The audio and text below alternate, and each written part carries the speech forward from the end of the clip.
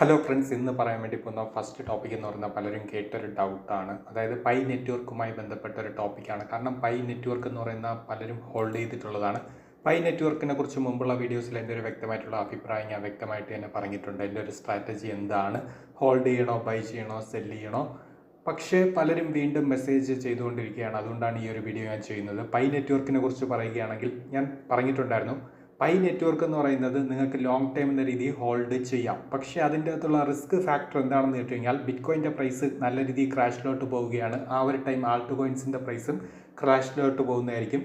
ഈ ഒരു ടൈം എന്ന് പറയുന്ന പൈയുടെ പ്രൈസ് എന്ന് പറയുന്ന ഉറപ്പായിട്ടും ഡൗൺ എന്ന രീതിയിൽ പോകുന്നതായിരിക്കും. ഇത് ഞാൻ വ്യക്തമായിട്ട് പറഞ്ഞിട്ടുണ്ടായിരുന്നു. പക്ഷേ നമ്മുടെ ബിറ്റ്കോയിൻ്റെ പ്രൈസ് ഹൈ എന്ന രീതിയിൽ പോകുന്നു, അതുപോലെ തന്നെ ആൾട്ട് കോയിൻസിൻ്റെ പ്രൈസ് ഹൈയിൽ പോവുകയാണെങ്കിൽ ഉറപ്പായിട്ട് നമ്മുടെ പൈ നെറ്റ്വർക്ക് ഞാൻ പറഞ്ഞിട്ടുണ്ടായിരുന്നു 8 to 10 USDക്ക് മുകളിൽ വരെ വളരെ ഈസി ആയിട്ട് പോകുന്നതായിരിക്കും. കാരണം വോളിയം നിങ്ങൾക്ക് നോക്കിക്കഴിഞ്ഞാൽ മനസ്സിലാകും, ദിനം പ്രതി ഡൗൺ എന്ന രീതിയിലോട്ടാണ് പൈ നെറ്റ്വർക്കിൻ്റെ വോളിയം അല്ലെങ്കിൽ ട്രെൻഡ് ഡൗൺ എന്ന രീതിയിൽ വന്നുകൊണ്ടിരിക്കുന്നത്. അതുകൊണ്ട് പെട്ടെന്ന് നമ്മുടെ ബിറ്റ്കോയിൻ്റെ പ്രൈസ് അതുപോലെ തന്നെ ആൾട്ട് കോയിൻസിൻ്റെ പ്രൈസും ഹൈയിലോട്ട് പോവുകയാണെങ്കിൽ ഉറപ്പായിട്ടും പൈ നെറ്റ്വർക്കിൻ്റെ പ്രൈസും ഹൈയിലോട്ട് പോകുന്നതായിരിക്കും. ഏകദേശം മാർക്കറ്റ് നമ്മുടെ പൈ ലോഞ്ചായ ടൈം ഏറ്റവും ടോപ്പ് പോയ പ്രൈസ് എന്ന് പറയുന്നത് $2.95 ആണ്. ഏകദേശം 3 USD വയ്ക്കാം. അതിനുശേഷം മാർക്കറ്റ് നിങ്ങൾ നോക്കിക്കഴിഞ്ഞാൽ മനസ്സിലാവും, ഡൗൺ എന്ന ട്രെൻഡിലോട്ടാണ് മാർക്കറ്റ് വന്നിട്ടുള്ളത്. ഒരു ആവറേജ് ഒരു 0.50, അതായത് ഒരു $0.5 റേഞ്ചിലാണ് മാർക്കറ്റ് വന്നത്. അതിനുശേഷം മാർക്കറ്റ് പെട്ടെന്ന് ചേഞ്ച് ആയിട്ട് $1 ഏകദേശം 39-40 സെൻറ്റ് വരെ പോയിട്ടുണ്ടായിരുന്നു. വീണ്ടും സെയിം കണ്ടീഷനിലാണ് പൈ നെറ്റ്വർക്കിൻ്റെ മാർക്കറ്റ് നിൽക്കുന്നത്. അതുകൊണ്ട് പലർക്കും ഉള്ളൊരു സംശയമാണ്, ഈ ഒരു സാഹചര്യത്തിൽ വന്നിട്ട് പൈ നെറ്റ്വർക്ക് ഇതുവരെ ബൈ ചെയ്തിട്ടില്ലാത്തവർ ബൈ ചെയ്യാമോ? റിസ്ക് എന്താണെന്ന് വെച്ച് കഴിഞ്ഞാൽ ബിറ്റ്കോയിൻ്റെ പ്രൈസ് ക്രാഷിലോട്ട് ഇനി പോവുകയാണെങ്കിൽ ഉറപ്പായിട്ടും പൈയുടെ പ്രൈസ് വീണ്ടും ഡൗണിലോട്ട് പോകുന്നതായിരിക്കും. പക്ഷേ ബിറ്റ്കോയിൻ്റെ പ്രൈസ് സൈഡ് വേസ് ആണ് പോകുന്നതെങ്കിൽ ഉറപ്പായിട്ടും, അല്ലെങ്കിൽ ഒരു ഹൈ എന്ന ട്രെൻഡിലോട്ടാണ് ചേഞ്ച് ആകുന്നതെങ്കിൽ പൈ നെറ്റ്വർക്കിൻ്റെ പ്രൈസും നല്ല രീതി വേരിയേഷൻ വരാൻ വേണ്ടിയിട്ടുള്ള സാധ്യത കൂടുതലാണ്. അതുകൊണ്ട് നിങ്ങളുടെ സ്ട്രാറ്റജി, നിങ്ങളുടെ ഫണ്ട്, നിങ്ങളുടെ വിഷൻ എന്താണോ, ഞാൻ എൻ്റെ ഒരു അഭിപ്രായം പറഞ്ഞിട്ടുണ്ട്. അതുകൊണ്ട് താല്പര്യമുള്ളവർക്ക് ബൈ ചെയ്യാം, ഹോൾഡ് ചെയ്യാം. ഇനി കുറേ പേര് ഹോൾഡ് ചെയ്യുന്നവരുണ്ട്. ഞാൻ പറഞ്ഞിട്ടുണ്ടായിരുന്നു, ഹോൾഡ് ചെയ്തവരെടുത്ത് നിങ്ങളുടെ ക്വാണ്ടിറ്റി എന്ന് പറയുന്ന ഒരു 30% അല്ലെങ്കിൽ 40% നിങ്ങൾ സെല് ചെയ്യുന്നതായിരിക്കും കുറച്ചുകൂടി നല്ലത്. ബാക്കി 60% 8 USD 10 USD ഒക്കെ വരികയാണെങ്കിൽ സെല് ചെയ്യുക. ഓക്കെ, കാരണം എല്ലാവർക്കും ഫ്രീ ആയിട്ട് കിട്ടിയ പ്രോജക്റ്റാണ് പൈ നെറ്റ്വർക്ക് എന്ന് പറയുന്നത്. അതുകൊണ്ട് 30% 40% തന്നെ പലരും സെല് ചെയ്തിട്ടുണ്ട്, നല്ല പ്രോഫിറ്റ് തന്നെ സെല് ചെയ്തിട്ടുണ്ട്. കുറേ പേര് ഹോൾഡ് ചെയ്യുകയാണ്.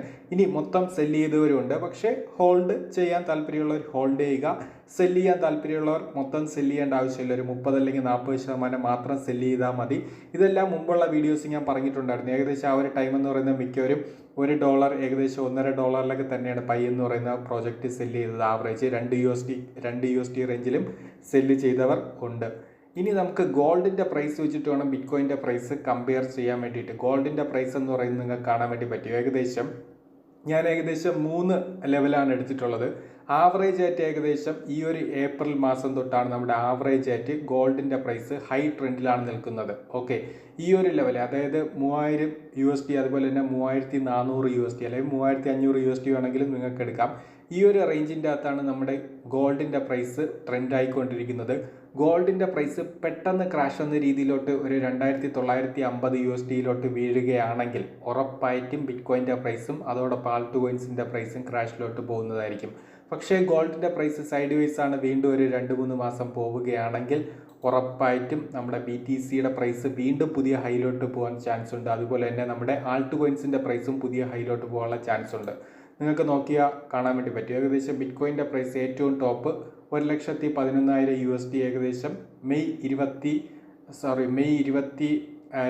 അതുപോലെ തന്നെ മെയ് 23, ആ ഒരു 2 ദിവസത്തിലാണ് വന്നിട്ടുള്ളത്. നിങ്ങൾക്ക് ഗോൾഡിൻ്റെ പ്രൈസും അതേ ഒരു ടൈം വേണമെങ്കിൽ ചെക്ക് ചെയ്യാവുന്നതാണ്. ട്രെൻഡ് എങ്ങനെയാണ്, ഗോൾഡിൻ്റെ പ്രൈസ് ആ ഒരു ടൈം എന്ന് പറയുന്നത് നല്ല രീതിയിൽ ട്രെൻഡ് ചേഞ്ച് ആയിട്ടുണ്ട്. അതുകൊണ്ടാണ് പറയുന്നത് ഗോൾഡിൻ്റെ പ്രൈസും ബിറ്റ്കോയിൻ്റെ പ്രൈസും ഒരേ ട്രെൻഡിലായിരിക്കും എപ്പോഴും പോകുന്നത്. അതനുസരിച്ച് മാത്രം ട്രേഡ് ചെയ്യുക.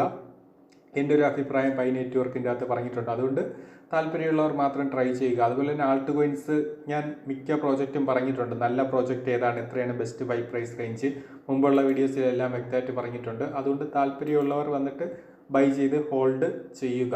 ഓക്കെ, ആൾട്ട് കോയിൻസിൻ്റെ പ്രൈസ് വലിയ വേരിയേഷൻ ഒന്നും വന്നിട്ടില്ല, അതുകൊണ്ട് ഹോൾഡ് ചെയ്യുക. ഗോൾഡിൻ്റെ പ്രൈസും വലിയ വേരിയേഷൻ വന്നിട്ടില്ല. പക്ഷേ ഗോൾഡിലാണ് നിങ്ങൾ ഫോറക്സ് ആണ് സ്കാൽപ്പ് ചെയ്യുന്നതെങ്കിൽ നല്ല രീതിയിൽ വോളിയം അതുകൊണ്ട് ഗോൾഡിൻ്റെ അകത്ത് ഈസി സ്കാൽപ്പ് ഉണ്ട്. ഓക്കെ, എനിക്ക് തോന്നുന്നു ബിറ്റ് കോയിനേക്കാളും നല്ല രീതിയിൽ വോളിയം വേരിയേഷൻ ഇപ്പം ഗോൾഡിൻ്റെ അകത്തുണ്ട്.